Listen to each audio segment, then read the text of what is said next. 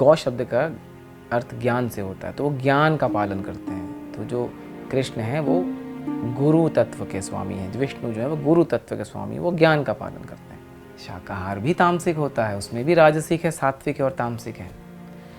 तामसिक, राजसिक, सात्विक जो है वो प्रवृत्ति है एक आहार की। जबरदस्ती अब उसको डिफेंड करने जाएंगे तो फिर कुछ नहीं कह सकता, लेकिन जैसे मैंने बताया कि तामसिक तो है ही, मांसाहार कभी भी सात्विक नहीं हो सकता। उसमें तामसिक भी अति तामसिक है वो। पर आपने ऐसी चीजें एक्वायर कर ली जिसको आपको हटाने में उतनी मेहनत करनी पड़ेगी जितनी आपने, हो सकता है कि आपको 10 किलोमीटर चलना था, आप 10 कदम चल पाए, क्योंकि आपके पूरी मेहनत तो जो आप 10 किलोमीटर पीछे चले गए थे वहां से यहां तक आने में ही लगा दिया आपने। अगर किसी क्या मृत्यु होती है, आप जाते हैं और आते हैं, नहाते हैं, अपने आप को शुद्ध करते हैं, अपने कपड़ों को उतारते हैं और गंगा जल से छिड़क के शुद्ध करने के बाद आप बैठते हैं, दूसरे कोई काम करते हैं। अगर आप मांस लेके घर में घुस गए तो एक मृतदेह तो आप लेके घर में घुस गए, फिर उस समय आपकी शुद्धता और आपका गंगा जल कहाँ चला गया? पका रहे हैं, घर में स्थान दे रखा है आपने। आपका घर शमशान भूमि है क्या? मिठाई खाइए, फैट खाइए, जो भी खाना है खाइए, और फिर जाके जिम में दुगनी मेहनत करी कि उसको भी हटाइए और अगले का भी जोड़िए। मांस को फाड़ पाए, नुकीले दांत होते हैं। हमारे दांत ऐसे नहीं बने हैं। अब आप बोलेंगे भाई हमारे 2 दांत, वो ऐसे नहीं बने कि कच्चा मांस खा जाएं। अगर मांसाहारी आप बने हैं, कार्निवोरस ही आप हैं, तो आप मांस कच्चा खाइए ना। वो दर्द उसके मांस में रजिस्टर रहा, वो मेमोरी रही। मैंने आपको बताया था सूक्ष्म शरीर ट्रेसेस, वो रहा। फिर जब वो आपके पास आया तो आपका भी मांस है, हम भी हाड़ मांस से बने हैं, वही मांस, सेम प्रवृत्तियाँ मिलेंगी। और फिर आपके अंदर वो एनहांस हो जाएगा, पीड़ा बढ़ जाएगी, टेंशन बढ़ जाएगी, स्ट्रेस बढ़ जाएगी, वो जो दुख था उसका वो आपके में बढ़ जाएगा। भाई आपने जो गंध फैलाई है पिछले जन्मों में, आप उसी की सफाई करिए। आप नया क्यों जोड़ रहे हैं बार बार?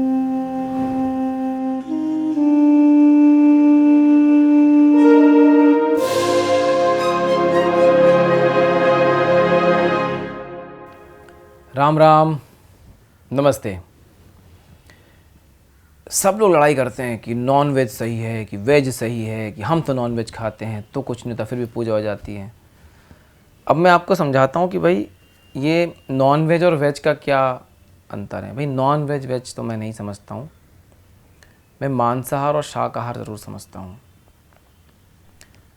शाकाहार मतलब जिस आहार में शाक मतलब पत्तियाँ, पेड़ पौधे, है ना, जो अन्न होते हैं, जिनका ओरिजिन प्लांटेशन से होता है, शाक, जो उस किस्म का आहार है उसे शाकाहार कहा जाता है।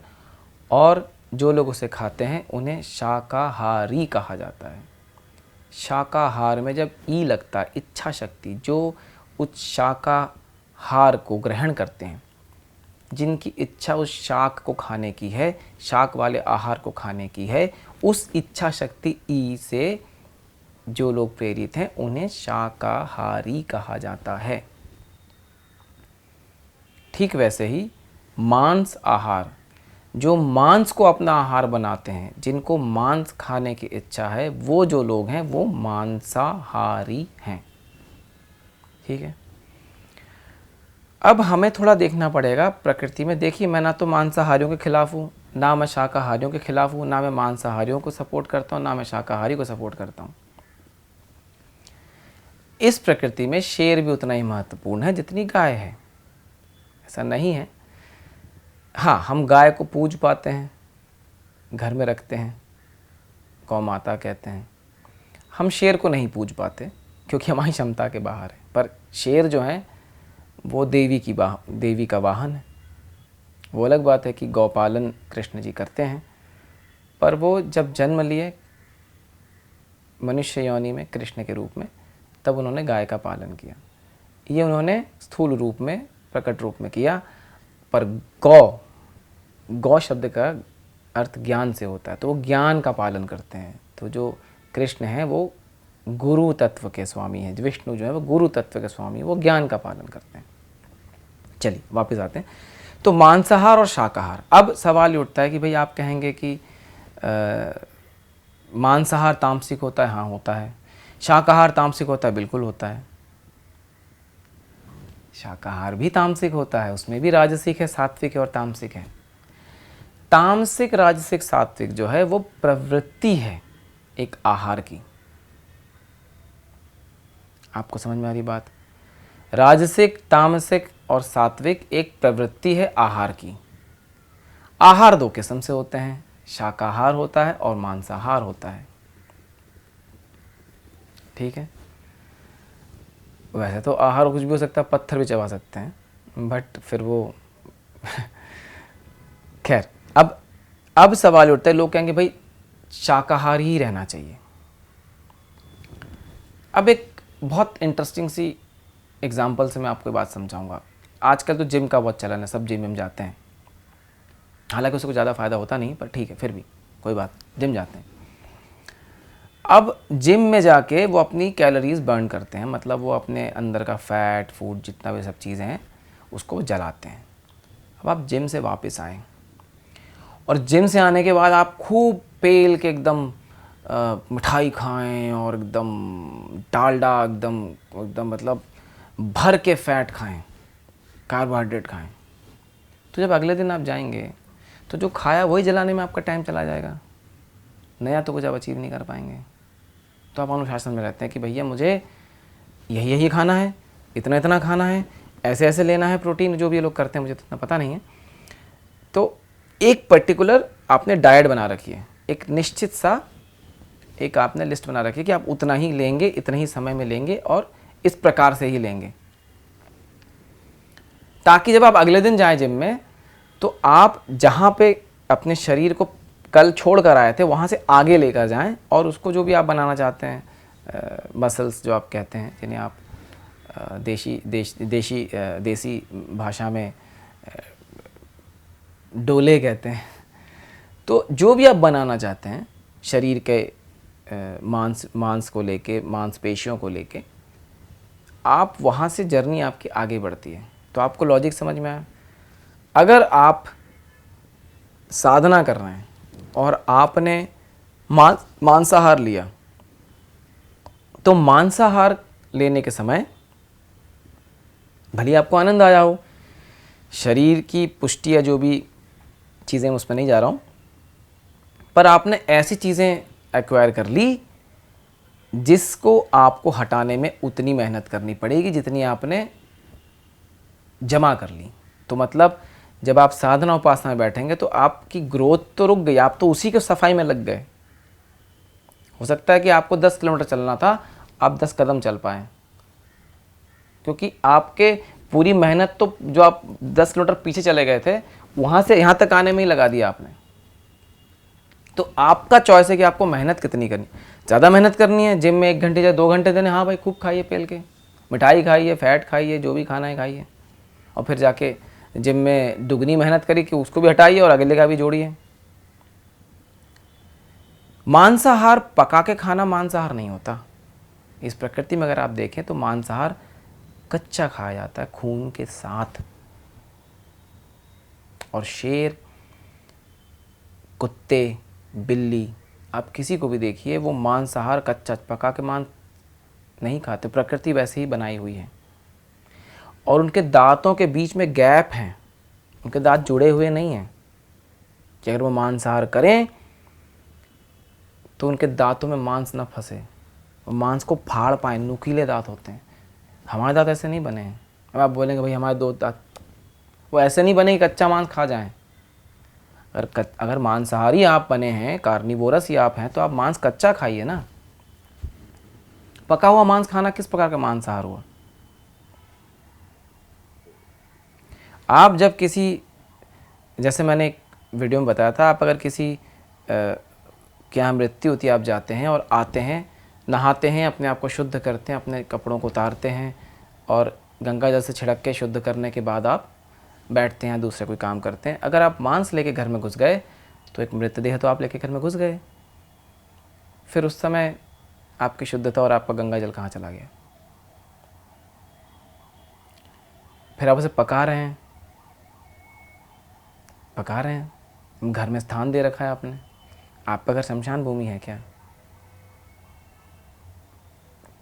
अरे भाई वो इतना सा ही मांस का टुकड़ा क्यों ना हो, है तो उस पर्टिकुलर स्थूल शरीर का एक अंश जो समाप्त हो गया, या जिसको आपको अपनी भूख मिटाने के लिए समाप्त किया गया।